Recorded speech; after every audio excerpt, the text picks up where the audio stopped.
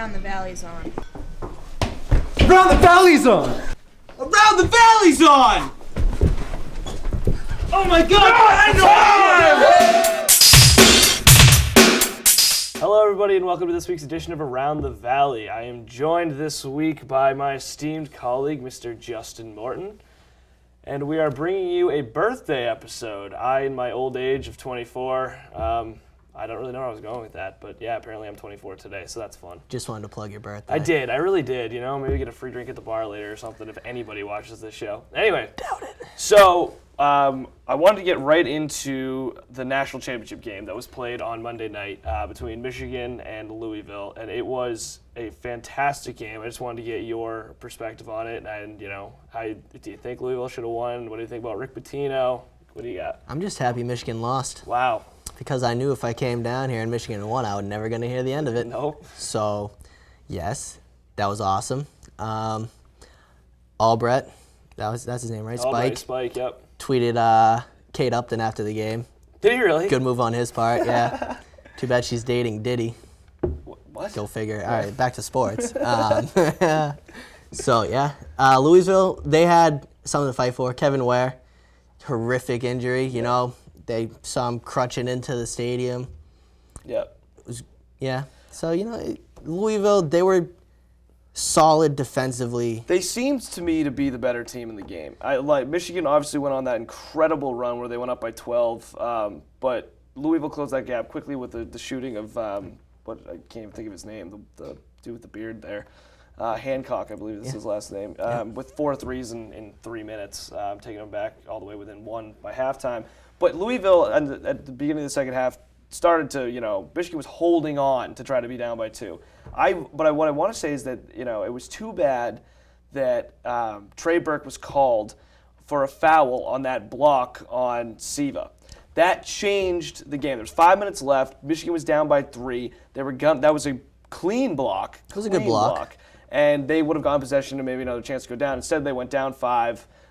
With the free throws and never could recover. I feel like the last 5 minutes, Michigan had a lot of shooting themselves in the foot. Yeah. Louisville would get a big play, and then Michigan would come back and try to get a big play, and then the refs would, you know, as you would say, screwed it up. Well, I mean, you watched that game. I did. It looked to me like the referees were being controlled by something else. I know that sounds really conspiracy theory-ish of me, but it looked, the way that some of those calls were going. It was inconsistent. I think it was consistently bad. They were not calling clear fouls. They were calling makeup calls. But it was like they were in. Missed a couple travels. Yeah, but there'd be like groups of fouls where it'd be like Michigan got 3 in a row. And then, Louisville needs a couple here. Bang, Louisville gets 3 in a row. I don't know. Did you feel that at all? Yes and no. It's a big stage. Obviously, they want in the back of the head, they want to keep telling themselves, it's a championship game. Let them play. But then you're going to have those big plays where it's like, that puts the ref right on the spot where it's like, all right, I can call this, and it could either ruin the game for one team or it will just keep carrying on the way it's been going. So it's more or less, you know, Louisville was going to win no matter what. Yeah. I'll say it. I thought Michigan had the ability to do it. They play such similar styles of basketball, and Louisville was just deeper. I mean, they were a deeper team. They were pressing them. They literally just tired Michigan out. Yeah, and they pressing them. What did you think of the decision to sit Trey Burke with his 2 fouls for an entire 12 minutes of the first half? I thought it was a bigger mistake to sit, who's their 3-point shooter? Michigan. White boy. Novak or... yeah, one of them. Number 11. He had 4 fouls. Yeah. And there was like 6 minutes left in the game, and it's like Louisville starting to run out. Put him in there. If he gets a foul, you know, maybe make him hit a 3 or whatever. You know, you got to. It's the last game of the season. You got to put yourself out there. Let the kid go out there and try to hit his shot. If he doesn't hit his shot, you know, I agree. He's not going to do you any good on the bench either. I think Steve Eli made a couple mistakes in that game. Rick Pitino definitely outcoached him. Rick Pitino. And then here was another thing that bothered me a little bit. So at halftime, Michigan allowed cameras into their locker room to, so the viewer could see the rev up speech, the pump up speech. Pitino not letting anybody in his locker room. there was the way that the speech was given just seemed so much for the moment type, like, oh, you guys are playing great, you're playing well. Coming from, working closely with a program, the one thing that you want is consistency. That speech has never been given before to those kids. That just plays up the moment to them. Pitino was probably in there talking X's and O's, yelling at his kids for mistakes they made, cussing them out probably for not getting the turnovers. They only had 5 in the first half. They've been averaging at least 8 to 10 per half. And Louisville came out much better than Michigan came out. And I actually thought a big reason was because of allowing these cameras to go into the locker room, allowing the exposure to their basketball team, allowing them to see the moment instead of just being like, okay, this is just another game. We need to finish it off like we finished off every other game. I don't know. I want to get your take on that. I don't think it has anything to do with the cameras being in the locker room. The kids have been with cameras their whole season. But not in the locker room like that. You want consistency. I mean, you worked for the same program that I worked for, and the UMass football team is going and staying in the campus hotel on Friday nights, so that when they travel and they're in a hotel, it's all the same. Yeah. Routines are all the same. You don't think that played any effect? The fact that was changed? No, because they could very easily just stick the camera in the corner. Knowing the players have to look at it, you don't have to know it's there. Yeah, it could have been a secret camera for all they know. Candid camera. Throwback right there. Right. But, it's... Candid camera, if you will. Yeah. Rick Pitino not allowing the cameras in, yeah. Would that have made his speech any different? No. They're going to keep doing their thing as long as they're going to do their thing. I would say Rick Pitino just had more fuel in his tank. Yeah, he was better. He had more fuel that he could throw onto the fire to make his players realize, listen, you're down big. If you don't get out there and start draining those shots that you've been hitting all season, playing that defense you've been playing all season, what's this for? Yep.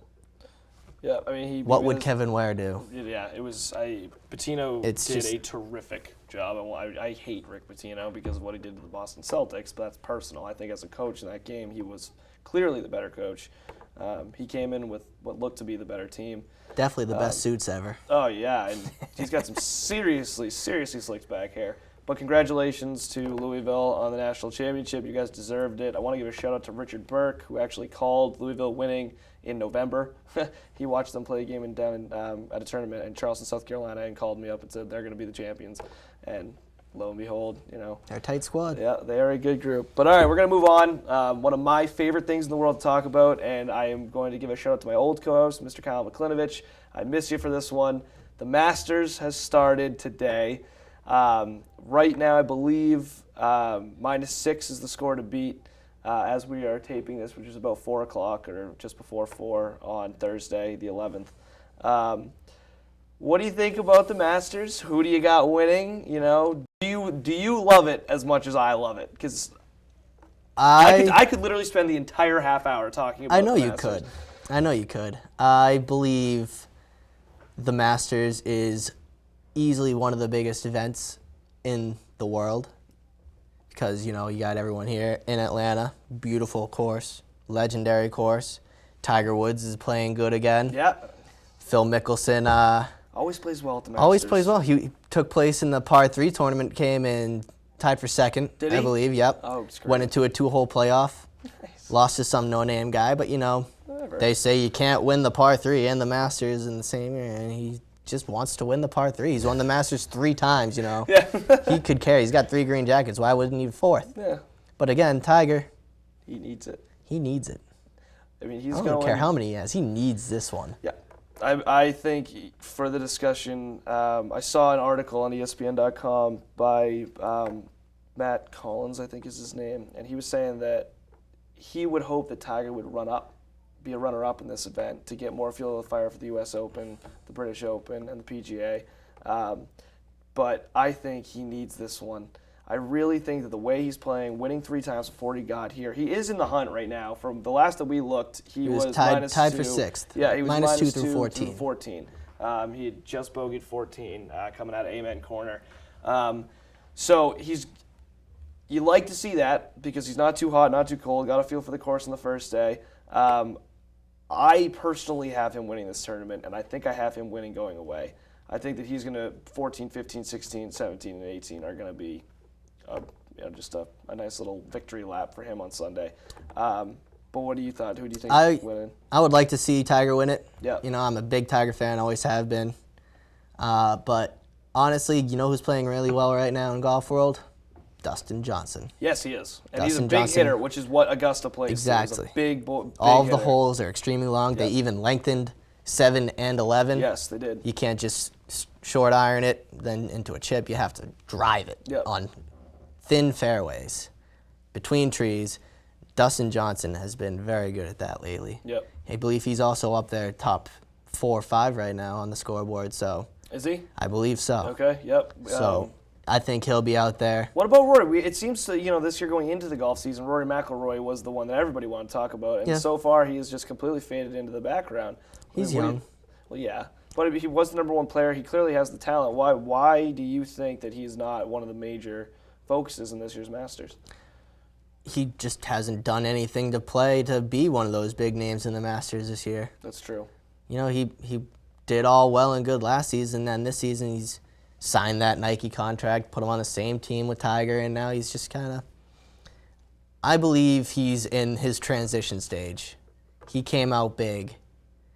He blew up real fast. Yeah. Real fast. And now he's got to do what Tiger did successfully and adjust to being the number one, adjust to everyone expecting you to win.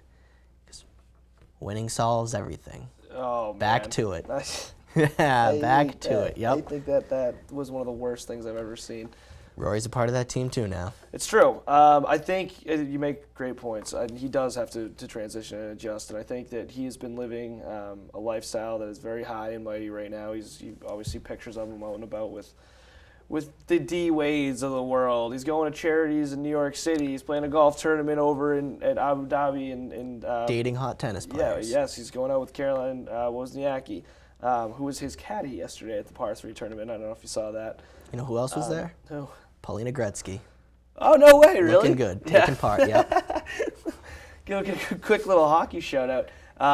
But I think that, his disappearance is going to be very short-lived. I don't think that he will be gone for long. His game is way too good. So I think that he's probably, it's weird to say this, but I think that he will be my dark horse, or maybe even Ricky Fowler. I think I just want to root for Ricky Fowler. The colors that he wears are awesome. He's awesome.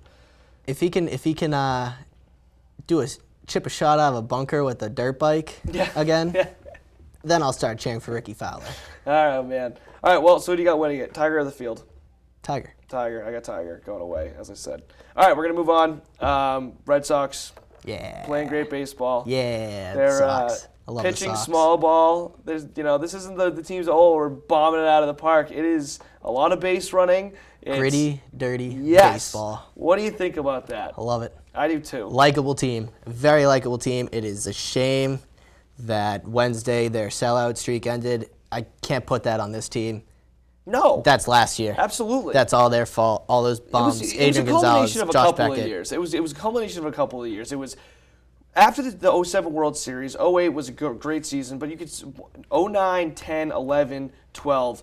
All these seasons we were biting the big one. Yeah, we were just, it wasn't like we were feeling it. We weren't ready to go. It wasn't normal Boston. There wasn't a buzz. The buzz starting is back. 0 and 10 and 2 and 6 or whatever. Yeah, terrible. This is where we're 6 and 2 right now. 5 and 3. 5 and 3. So we were 5 and 2 until last night. Last night when Hanrahan ended up naked jacketing in San Diego. Yeah, it's terrible. Yeah, but that was the best start that we'd had since 2006. There's a buzz in Boston. I would speak to that. It's nice to see this buzz back. It is.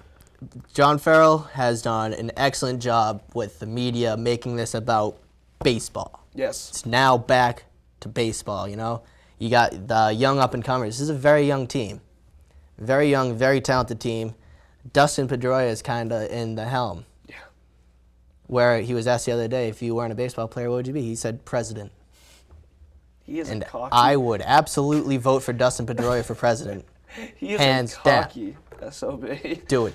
Dustin Pedroia, 2014? When's the next? 2016? Yeah, who cares? Dustin Pedroia, president. To 2016, if you're going to keep track, yeah. Start voting now. Start early, start often. Let's go. But what do you think this success can be attributed to?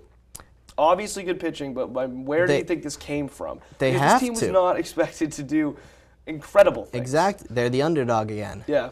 They are the underdog. Boston sports always played better as the underdog. Yeah, they did. I mean, for years, that's what we were. Bulletin board stuff, People don't like us. Good, throw it on the bulletin board. Let's go prove them wrong. Yep. That's what they have going for them this year. They have to prove the whole Major League Baseball world wrong. They were expecting to come up at the bottom with the Yankees this year. Yeah. The Yankees have all their problems.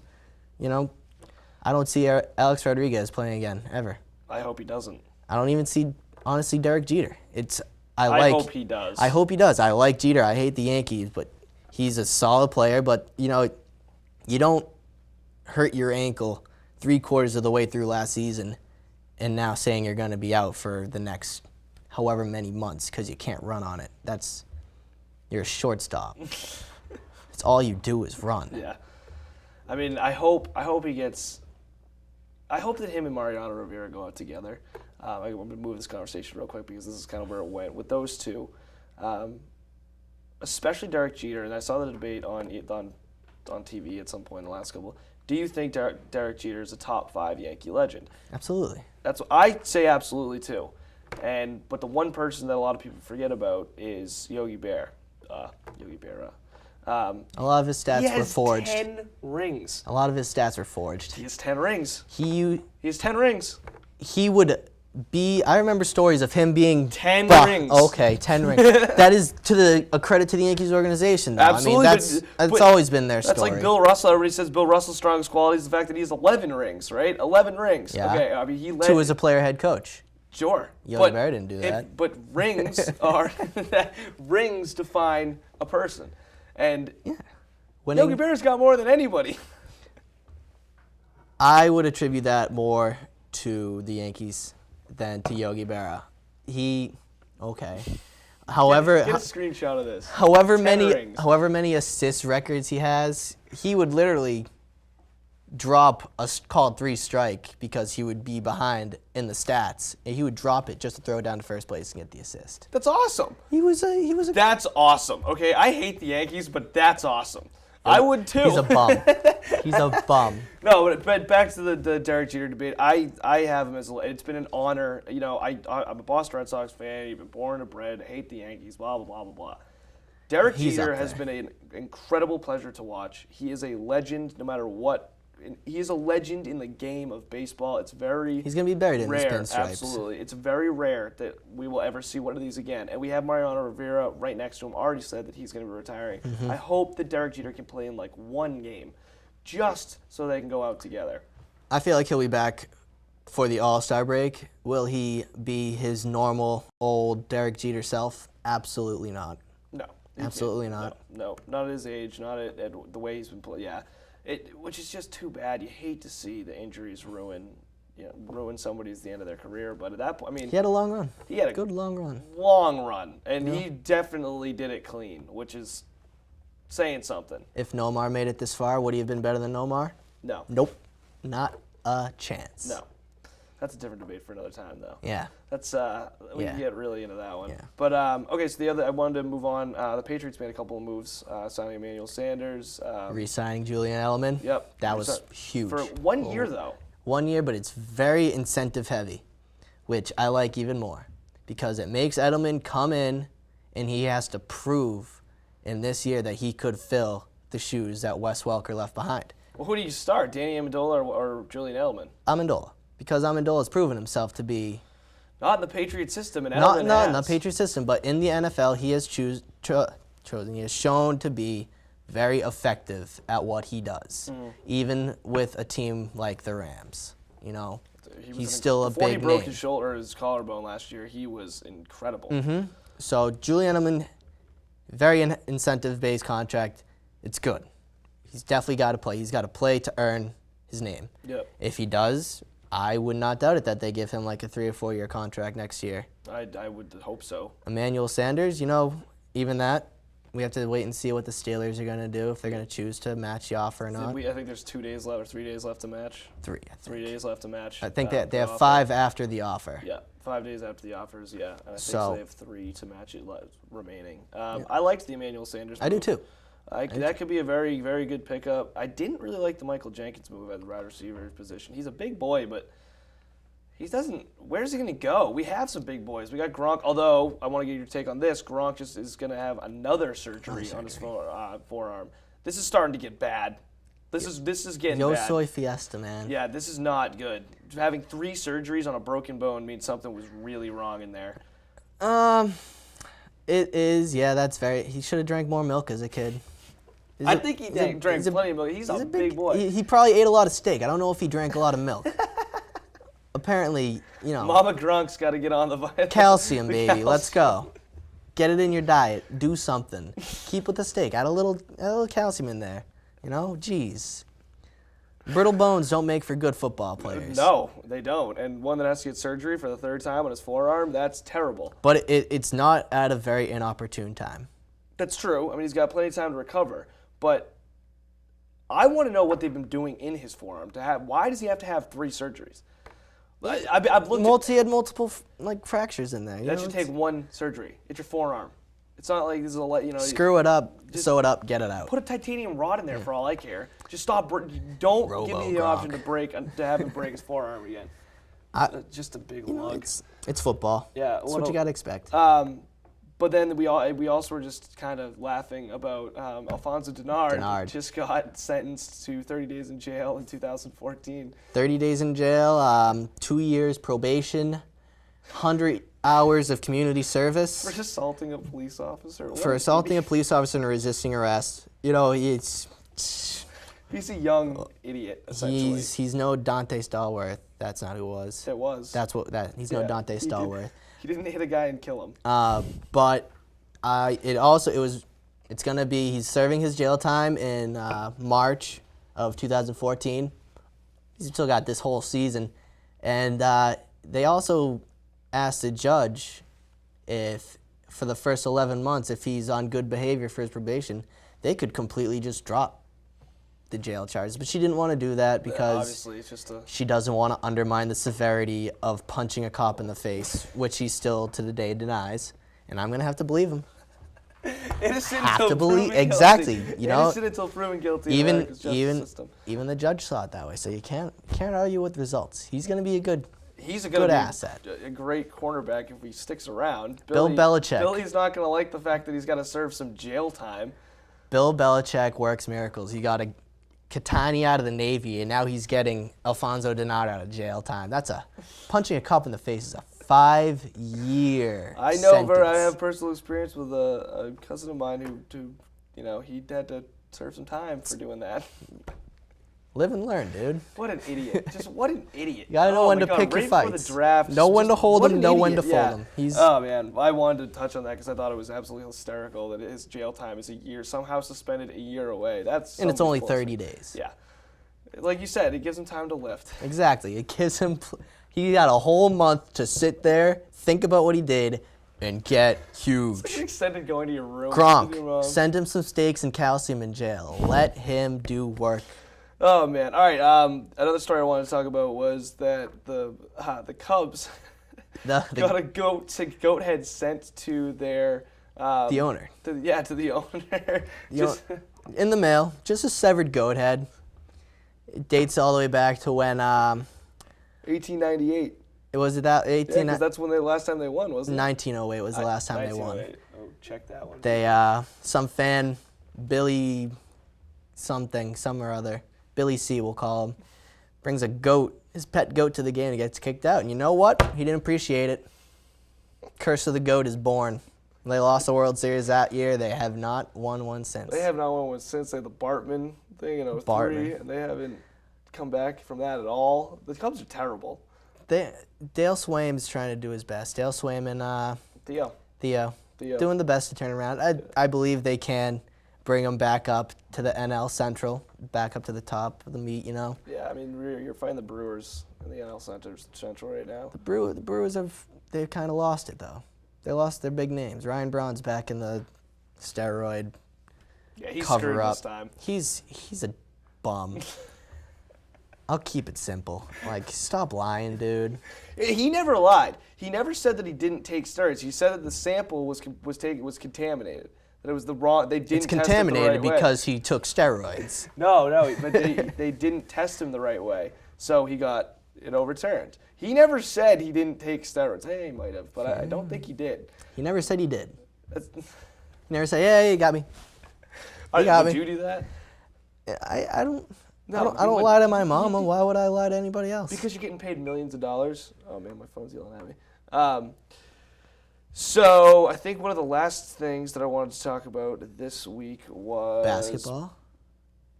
Celtics. Yeah, why not? Go for it. What do you got? They are in the playoff mix at number 7 right now. The Knicks just Yeah, the Knicks just the locked Knicks up the East. locked up the Atlantic. First time since 1994. that's pretty crazy. Eddie, Ryan, if you're watching this, now's your chance. Now's your chance to take a shot, and it might actually resonate with me. Are they the best team in New York? Nope.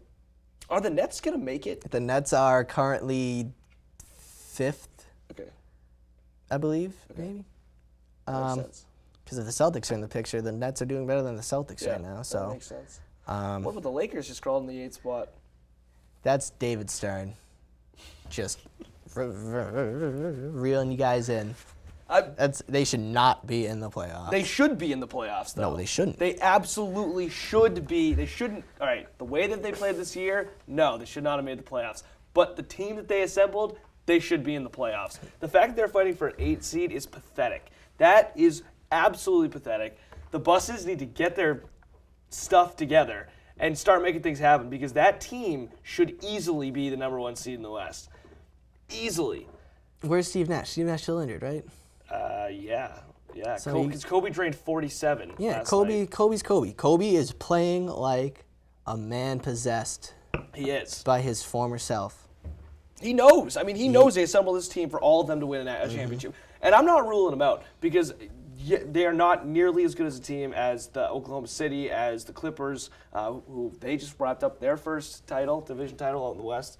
I like the Clippers. I like the Clippers a lot too. But they definitely have a little. The Spurs, another terrific team out west. They have some work to do, but they have so much talent that I really think that they can make a run at it. You don't want to play that Lakers team in a 7-game series. You know what I think their biggest problem is, besides their lack of depth on the bench, is Dwight Howard.